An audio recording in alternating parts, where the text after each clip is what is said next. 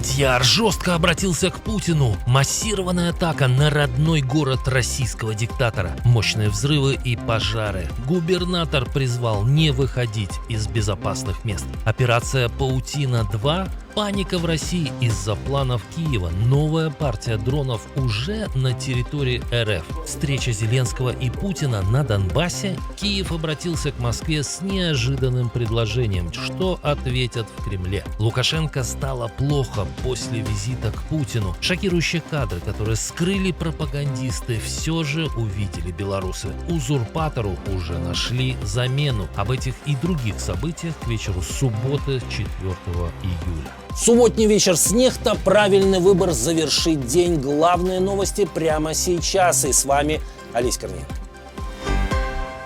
Малая родина Владимира Путина снова под ударом. Над Санкт-Петербургом снова прогудели дроны, а потом поднялся густой черный дым. Глава города Александр Беглов назвал атаку масштабной и призвал жителей не выходить из домов. Правда, уже через час отрапортовал, что все позади. Силами ПВО отражена атака вражеских БПЛА на Санкт-Петербург. Удар пришелся на территорию нефтяного терминала в Кировском районе города. Техногенные последствия ликвидированы. Пострадавших нет.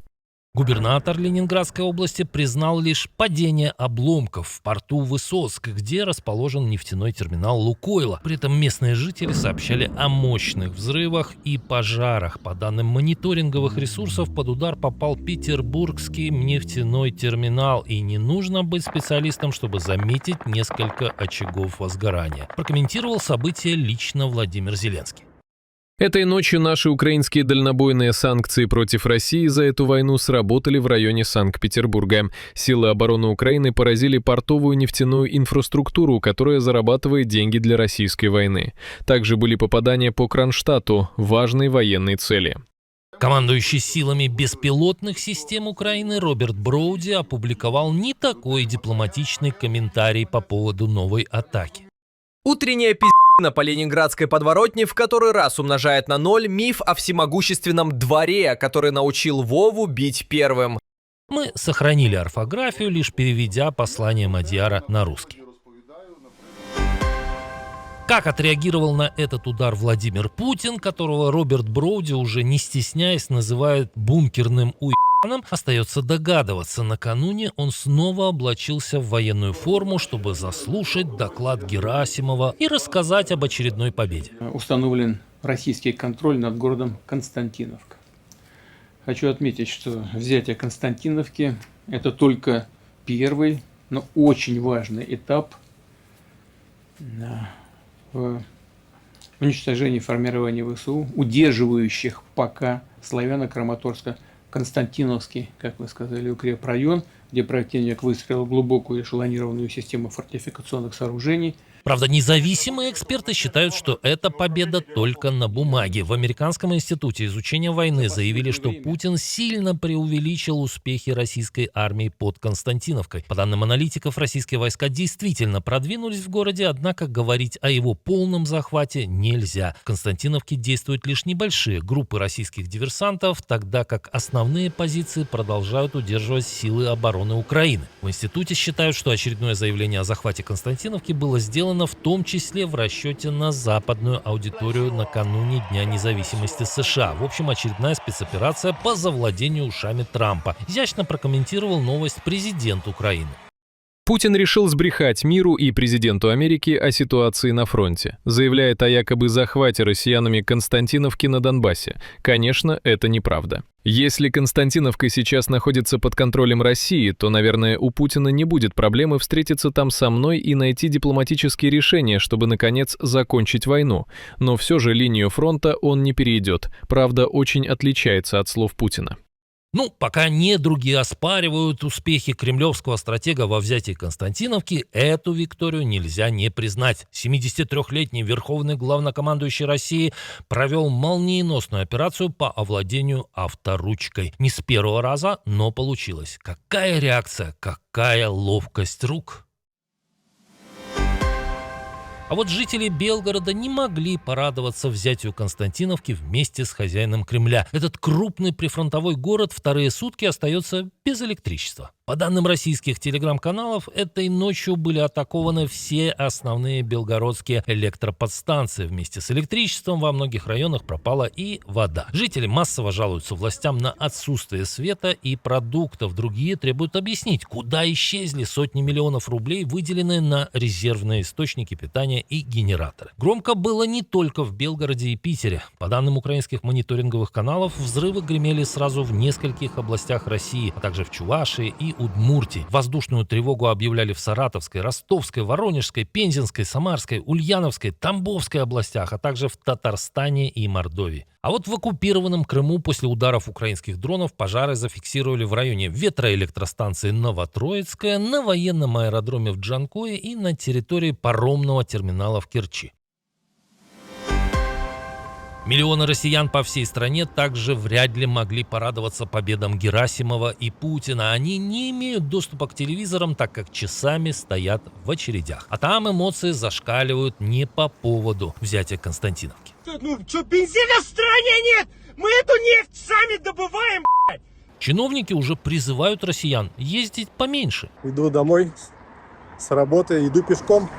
С воззванием прекратить пользоваться автомобилями без крайней необходимости выступил мэр Нижнеилимского округа Иркутской области. У нас с вами осталось определенное количество топлива. И либо мы его дотягиваем до прихода следующей партии, либо он у нас кончается в 2 раза быстрее. И представьте, например, неделю во всем городе нет бензина. Неделю нет вообще бензина. Вот тогда мы с вами по-настоящему и поймем серьезность ситуации. Граждане отвечают чиновникам встречными предложениями. Еще есть альтернатива бензину в бензиновой стране. Кони, цок.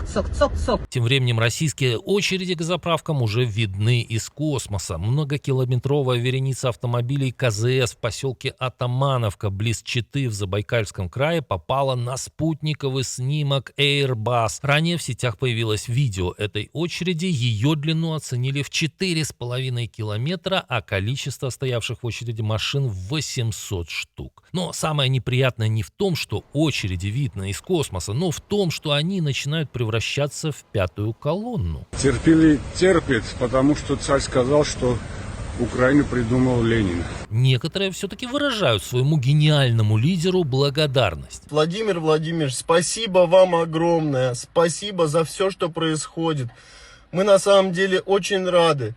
Движуха нереальная. Но нет ли в этих словах иронии или даже сарказма? Здоровье диктатора начало сдавать. Александр Лукашенко не смог выйти к толпе на своем собственном празднике. Диктатор успел вернуться из недельного зарубежного турне к так называемому Дню Республики, но так и не появился ни на одном официальном мероприятии. Вместо него у Кургана славы выступал госсекретарь Совбеза Александр Вольфович. В первую очередь решите выполнить поручение президента Республики Беларусь Александра Григорьевича Лукашенко. Силовик заявил, что Лукашенко решает задачи стратегического характера. Какие именно, он не уточнил. На праздничный концерт от имени Лукашенко лишь передали букеты цветов. Венок от президента Республики Беларусь Александра Григорьевича Лукашенко.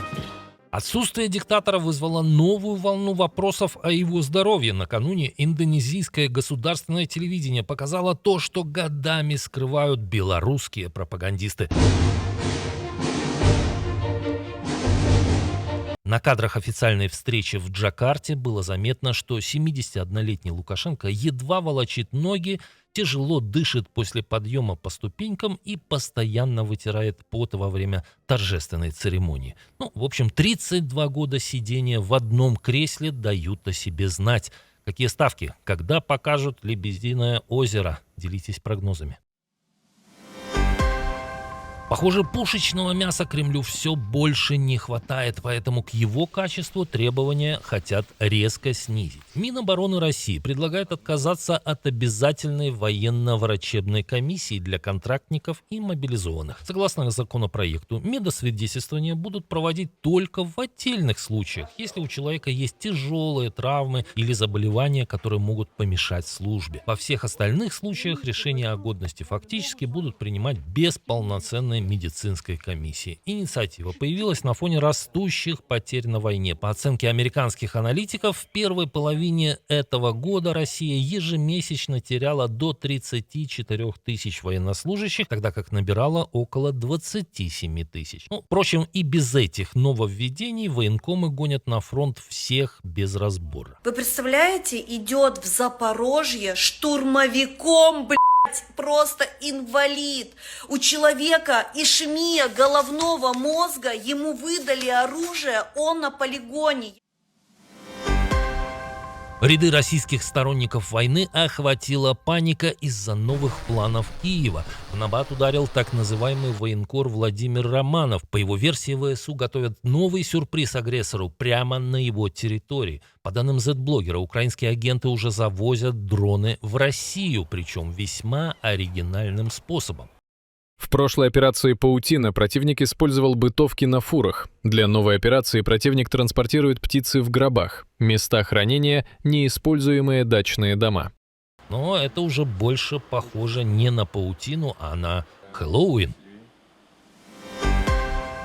Но, похоже, верит в находчивость ВСУ, а главное в будущее расширение ударов не только блогер Романов, но и сам хозяин Кремля. Яхта Путина, о странных маневрах которой мы вам рассказывали на этой неделе, направилась все-таки не в Турцию. По данным The Telegraph, 82-метровая Graceful, которой хозяин Кремля неоднократно пользовался, в том числе во время поездки по Черному морю с Александром Лукашенко, теперь идет в Мурманск вдоль побережья Норвегии под охраной большого противолодочного корабля «Североморск» и спасательного судна «Воевода». Палубу яхты закрыли специальными антидроновыми сетками. И цель этого путешествия все-таки не вывоз Алины Кабаевой, а, по данным издания, попытка спрятать само судно подальше от украинских дальнобойных санкций.